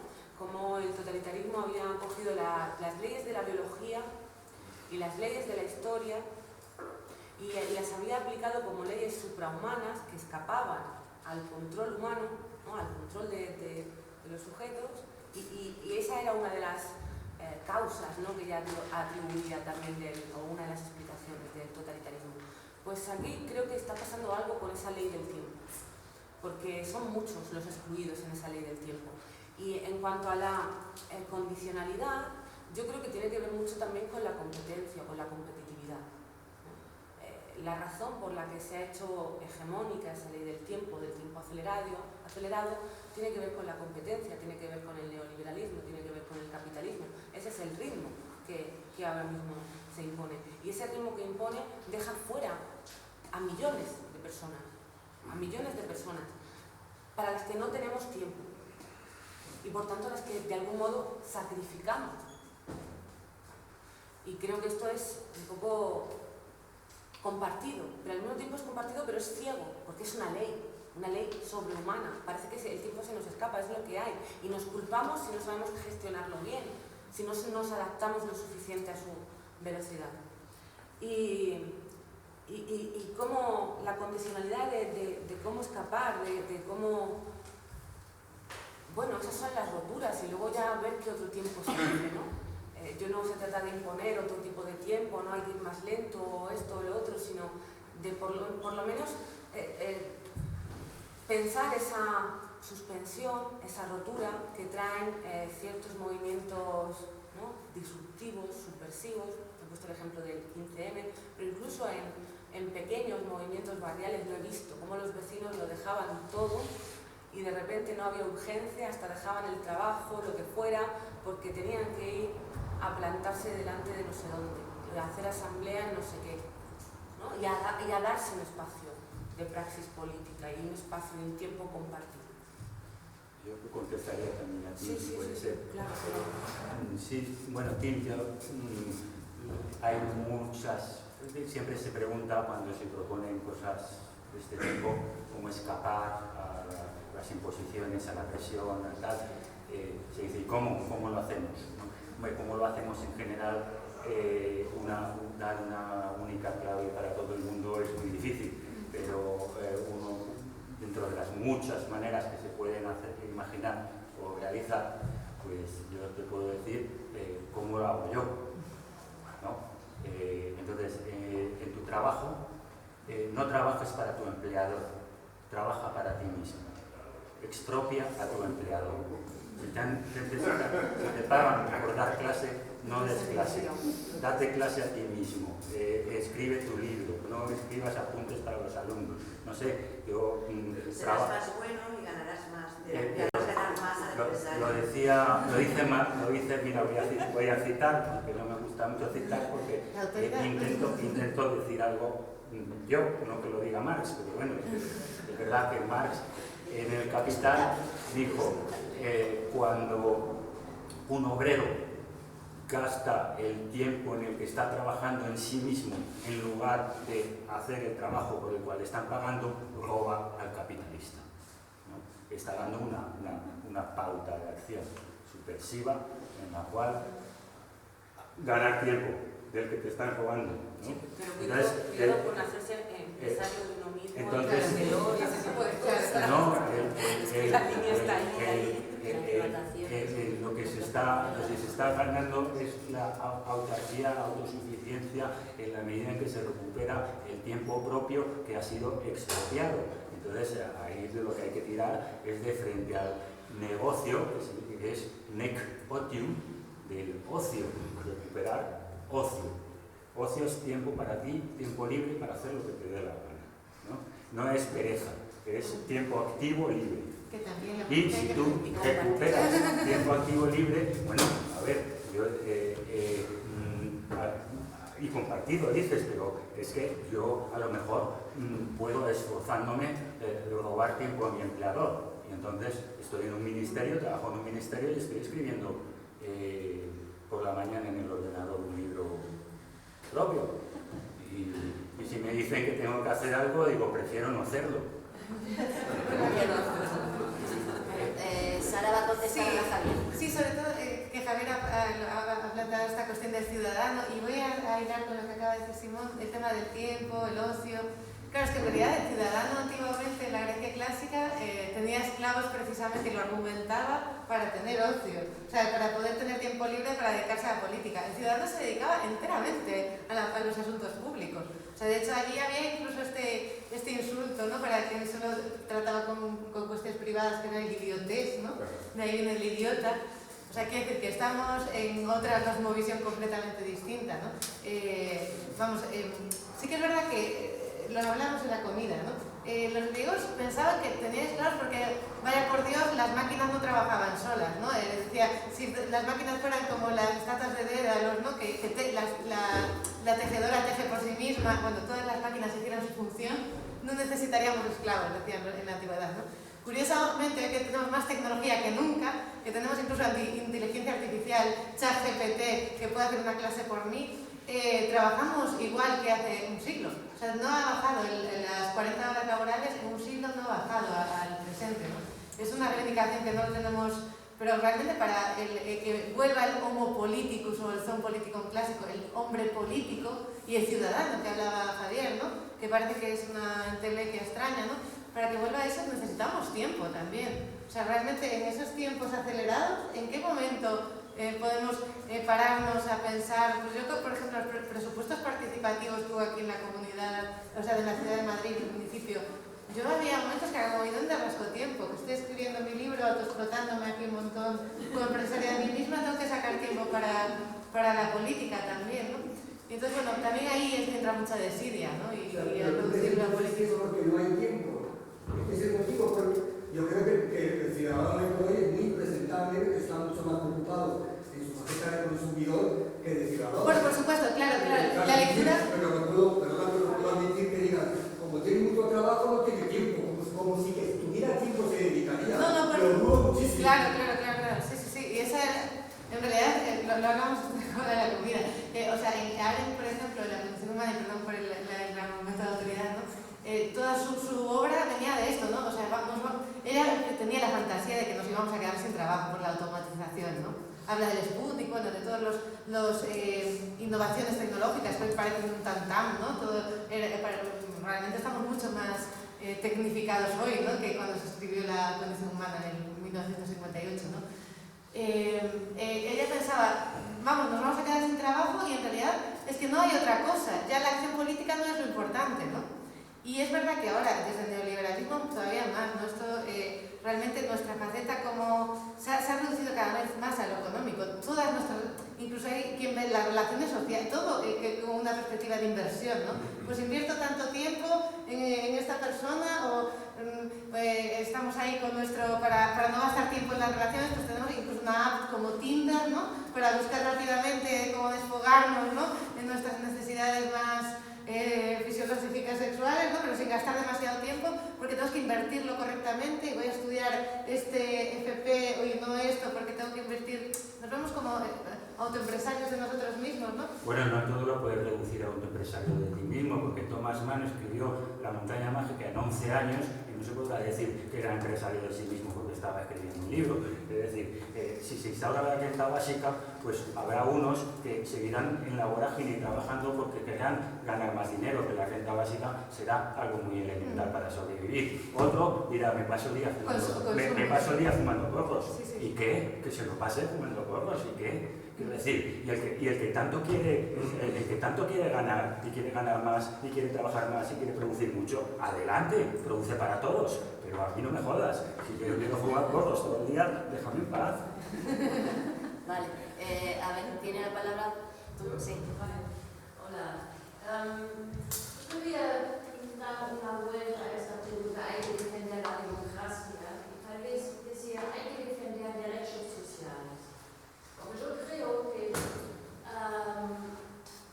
si se piensa esta idea de democracia como una cosa de la masa o la mayoría tiene, yo pienso más bien democracia en defender los derechos de minorías o de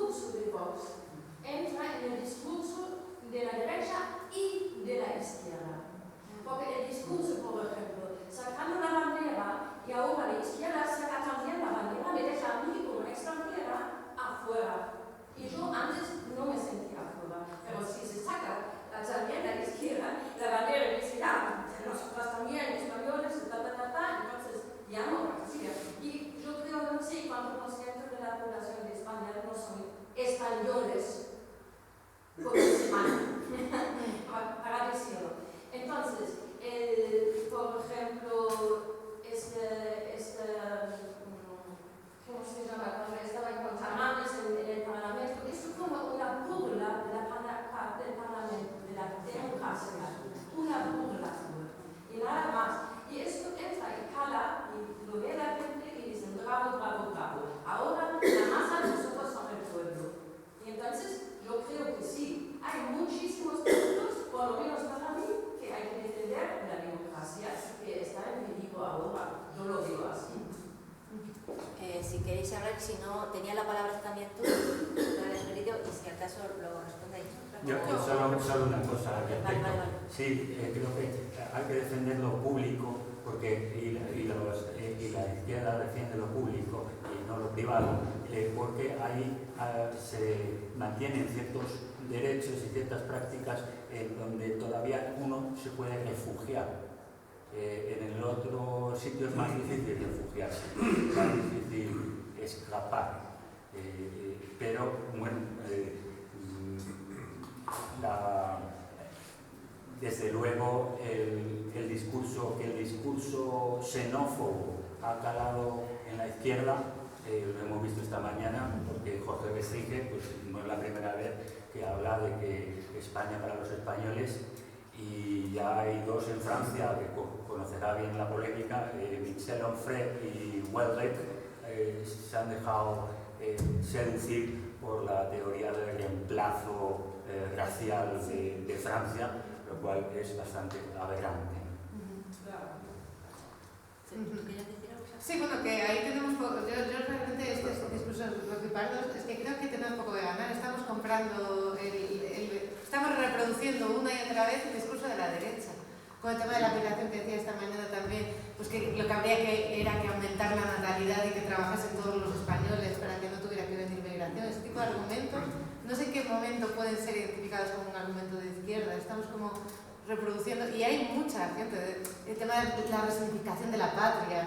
O sea, en cuantos, hemos visto a Rejón, hemos visto a muchos intentar resignificar la patria, pero bueno, al final es como, no sé, probablemente es mucho más fácil para la gente, ¿no? Como establecer ese vínculo entre el pueblo y lo nacional, entendido a la manera más restrictiva y homogénea, ¿no?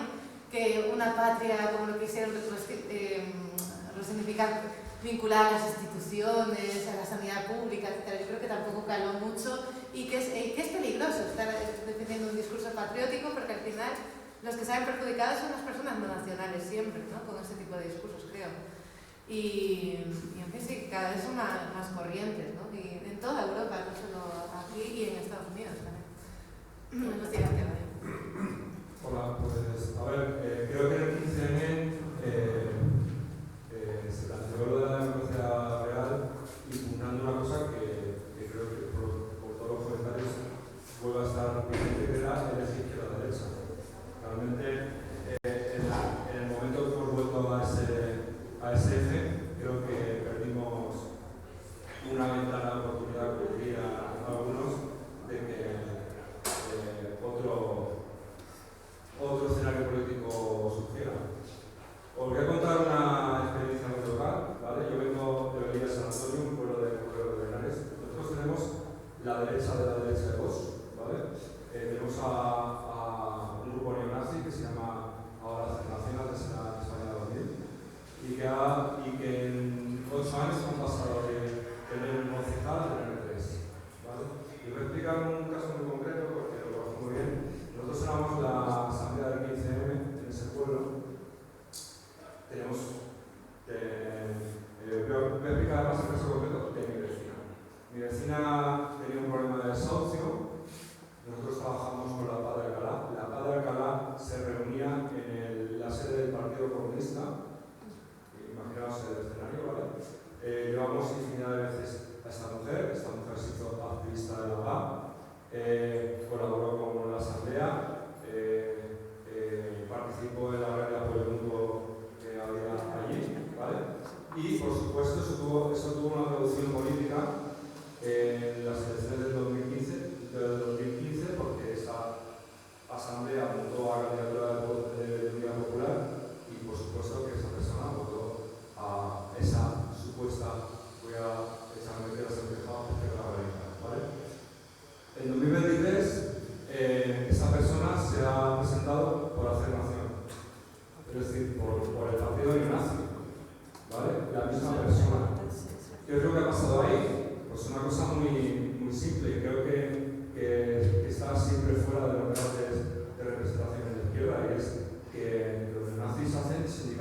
social. Es decir, esa red de apoyo que nosotros conseguimos montar en mi pueblo y que de alguna manera desatendimos cuando todo ese proceso se diluyó, fue asumida por los neonazis del municipio. Y sí, aquí está la asociación. Claro. Y Casa Pobre. Esta gente además ha participado ahí. Y por supuesto, cuando llegan las navidades, esos niños tienen juguetes, y por supuesto, cuando a esa persona le falta arroz, le llega una cesta de arroz, y por supuesto, cuando esa persona tiene que decidir cuál es su opción política, decide aquella opción política que está dentro de la comunidad a la que pertenece, y en este caso es esa. ¿Vale? Creo que mientras no estemos ahí, no estemos pensando en esos términos, pues pasará lo que pasa en el pueblo, ¿vale? Y lo que está pasando en Estados Unidos con Trump, lo que está pasando en Europa, en un montón de... Pero por si alguien no tiene muy claro cómo se pasa de la izquierda radical a la derecha radical en España. Sí. Qué interesante. Sí, la verdad. O sea, como una historia vivida, porque en realidad sí es algo que se está viendo. Hay mucha gente de aquí también que votó a Unidas Podemos, ¿no? Que ahora está transitando a Vox. Y sí, lo de los lazos comunitarios quizás sea muy importante, ¿no? Las redes también, infraestructuras de apoyo, etcétera, que quizás se han descuidado. Hay un discurso también muy elitista, académico, os lo comentaba antes, en Estados Unidos está clarísimo. Las universidades, incluso las públicas, valen mínimo 10.000, o sea, la más barata de todas $10.000, ¿no? Pero lo normal son $60.000 anuales. O sea, que están viendo como el discurso académico, socialista, progre, woke, que le llaman ellos, ¿no? A lo progre, lo están viendo como algo, eso, establishment, elitista, ¿no? Y ellos que necesitan o sea, están en precariedad de necesitar arroz, etcétera, ven que de repente, pues, hay alguien que les da una respuesta a ese tipo de problemáticas que no se las ofrece por parte de la izquierda, que están en debates a veces que sí que bastante culturales, ¿no? Pero, o sea, no es clientelar, O sea, es decir, esta persona no es clientelar. No. Es decir, fue activa en el movimiento cuando estuvimos trabajando, y es activa, o sea, esta persona recibe arroz, pero pide arroz delante de la puerta del supermercado para otras personas. Participa en las acciones que haga falta, pero entiende que esa es su comunidad de apoyo y entiende que está ahí donde tiene que trabajar. ¿Vale? Sí que es verdad que Vox ahí sí que Vox no ha hecho ningún tejido asociativo, que es curioso que la gente luego vote a este tipo de partidos porque no hace tejido asociativo. O sea, tal como hubo en Podemos al principio los círculos, etcétera, ni siquiera existe esto en Vox, ¿no? Un momento de construir lazos, comunidad, no la hay. A veces también es como un voto también en contra, ¿no? Un nihilismo ahí de... No lo sé, bueno, pues lo paso porque tengo más dudas que certezas sobre esto. No, has contado una historia tremenda, pero que es una historia que, como bien dices, se repite, ¿no? Y hay algo ahí, ¿no? Porque se desatendió todo aquello que se creó todo un tejido de solidaridad, de activismo, de ayuda, y que además se crearon vínculos personales también, ¿no? En ese momento que luego se fueron deshaciendo, ¿no? Hasta gente que iba muy junta y de repente ya casi ni se saluda por la calle, ¿no? Es decir, todo eso se ha disuelto de algún modo. Y bueno, esta mañana decía alguien, ¿no? que todo ese discurso de extrema derecha, etcétera, siempre suele venir detrás, siempre suele venir después. Bueno, quizá viene después porque hay una cierta desatención, hay una cierta disolución, un cierto dejar, ¿no? Bueno, también fue la cúpula de la izquierda la que desactivó todos los círculos, esto también, precisamente para no tener que ser realmente democrática, porque no querían que de los círculos viniese gente sino ser ellos. Sí. Bueno, ¿alguien quiere intervenir más? Bueno, una breve. Dale el micrófono. Sí, Luis. Pues es una gran pena que el capitalismo nos haya destrozado tanto y nos haya metido tanta prisa, ¿no? Pero parece que somos todos cómplices, ¿no? Porque la gente manda WhatsApp, se hace páginas web y está cada vez más rápido y cada vez lee menos y tiene menos tiempo libre para expresarse. Parece que la mayor parte de la sociedad se ha vendido enteramente a esa trampa que nos ha tendido con esta máquina de llevarse telegramas que todos llevamos en el bolsillo. Yo creo que es momento de pararnos a reflexionar sobre todo eso que utilizamos, para verdaderamente profundizar en qué es democracia, ¿no? Como muy bien has dicho, el cuidado de los demás. Democracia es participar, democracia es adaptarte al ritmo de otros, no imponer y esas cosas agresivas que hacen, ¿no? En definitiva, piano, ¿no? Decían los movimientos lentos, el slow, ¿no? Es decir, piano. Sí. ¿Hay otra palabra por aquí pedida? Bueno, nos quedan 10 minutos o sigue, como queráis. Hay uno de los intervenciones que creo que se programa el momento de la utopía y el momento de la distopía. Yo creo que fui testigo de esa transformación cuando la lógica del movimiento se transformó en la lógica del partido. Y ahí fue donde se arrasó con este tipo de prácticas de vida solidarias de las que yo hablaba. Y yo creo que hay que hacer una autocrítica por parte de la izquierda y de la izquierda, pero además muy profunda, hacerlo ver muchas veces. Como la práctica del partido, lo único que hace es quitar cabezas constantemente está dentro de una ontología del propio partido. La polaridad, no sé, que quitar cabezas. Ya está bien. Pero también creo que hay que asumir parte de la responsabilidad de aquellos que no formamos nunca parte de una estructura de partido ni nada de eso, pero aún así nos retiramos. Sí. ¿Qué pasó? Teníamos que volver, ¿no? a las tareas, a las presiones, ¿no? que teníamos. ¿Qué pasó? ¿Por qué volvimos? Quizá también, yo pienso, no sé si pensáis esto de la gente que ha estado a lo mejor involucrada. Yo, por ejemplo, creo que hay un activismo que es bastante invivible, ¿no? Como muy presentista también, de que tienes que estar ahí, disponibilidad, etc. Yo, por ejemplo, que he estado en un colectivo que me apasiona, me encanta, que es Territorio Doméstico, que es empleadas del hogar, que, por ejemplo, cada asamblea pues, se trae comida y además de hablar de lo que vayamos a hacer, siempre pues, hablamos un poco de cómo estamos, cómo nos encontramos, como una cosa como más humana, ¿no? Del trato entre nosotras, ¿no?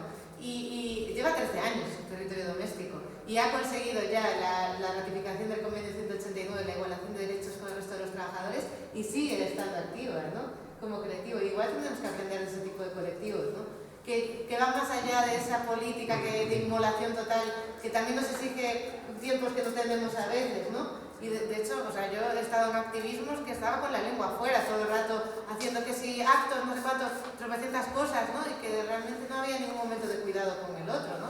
Y es genial cuando se construyen ese tipo de activismos diferentes, ¿no? Que no exigen, y que también entienden, ¿no? Que de repente una compañera pues, no le da la vida y tiene que pues, colaborar de otra manera, ¿no? O lo que fuera, o sea, pensar otro tipo de activismo también. Y responsabilizarnos un poco de, como decía, de pensar también en yo, ¿no? ¿Qué juega ahí en todo esto? O sea, no pensar solo, se equivocaron de cómo organizar los círculos y luego los disolvieron, sino y nosotros qué estamos haciendo mientras tanto. ¿Cómo nos estamos organizando? ¿Cómo estamos haciendo lazos comunitarios? Porque los de hogar social no tienen partido y ahí están. El hogar social no tiene partido y ahí están. Y se siguen dando arroz y siguen dando... ¿Qué decir? No que digo que sea una lógica clientelista. Es que además no lo es porque no tienen partido. Es otro tipo de lógica en la que está jugando. Aquí en Lavapiés funcionan 150 asociaciones y el 99% son voluntarias. Pues trabajamos todos por amor al arte, que es la sociedad, ¿no? Si entendemos que la política es el arte de lo posible, ¿no? Claro. Bueno, ¿hay alguna palabra más o alguna cosa más que queráis decir? Desde luego hemos bajado ya a la ultra micropolítica que decía Simón.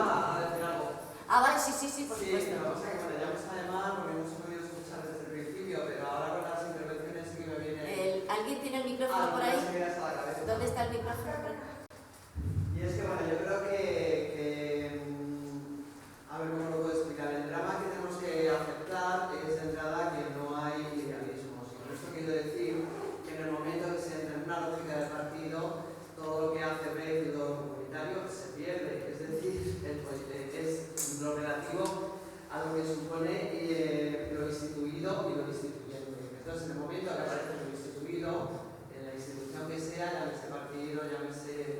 escuela, etcétera, etcétera, algo de eso que formó parte se pierde. Entonces hay que estar preparado para hacer ese vuelo que además en este momento está muy preocupado por todo lo que supone el neoliberalismo que potencia las individualidades. Está claro, o sea, más allá de que tengan más tiempo, menos tiempo, cada uno se busca la fórmula.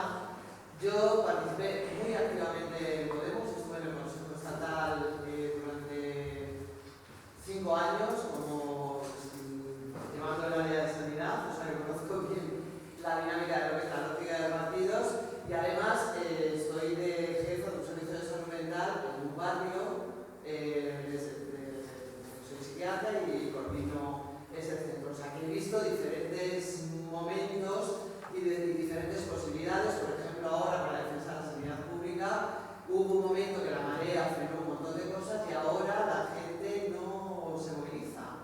Y no se moviliza. Entonces es como que cada uno intenta buscar su solución y no hace lo que puede ser una solución comunitaria. Entonces a mí lo que me parece que la apuesta es la apuesta popular en el buen sentido del término, sin entrar aquí en discusiones, sino que, ¿qué quiero decir con esto? Me parece que lo barrial o lo que en un momento determinado aúna en un territorio pequeño es lo que puede hacer que las cosas vayan por ahí de otra manera, ¿no? Y en esa cuestión de lo comunitario, de lo barrial, es donde se tejen lazos de cuidados. Tú lo has explicado muy bien con el tema del territorio doméstico. Yo creo que si no hay vínculos que toquen al cuidado, y es decir, que no hay por qué exigir a la compañera que sea la más activista del mundo mundial, a lo mejor, bueno, unos días sí, otros días no, efectivamente una habla de sus cosas para también ahí tejer red, y me parece que esa es una manera de a partir de ahí empezar a hacer otro tipo de apuestas, ¿no? Con todas las dificultades que hay, para que eso llegue a la política institucional. A mí eso me parece que es el gran loop que hay que plantearse, ¿no? Cómo desde ahí se salta la política institucional, que es un gran problema, como estamos viendo estos días. Bueno, pues muchas gracias a todos, muchas gracias a Simón, a María y a Sara, y vamos a estar como 15 minutos para idear la sala sobre todo, y en 15 minutos empezamos la siguiente sesión y última. Muchas gracias a todos.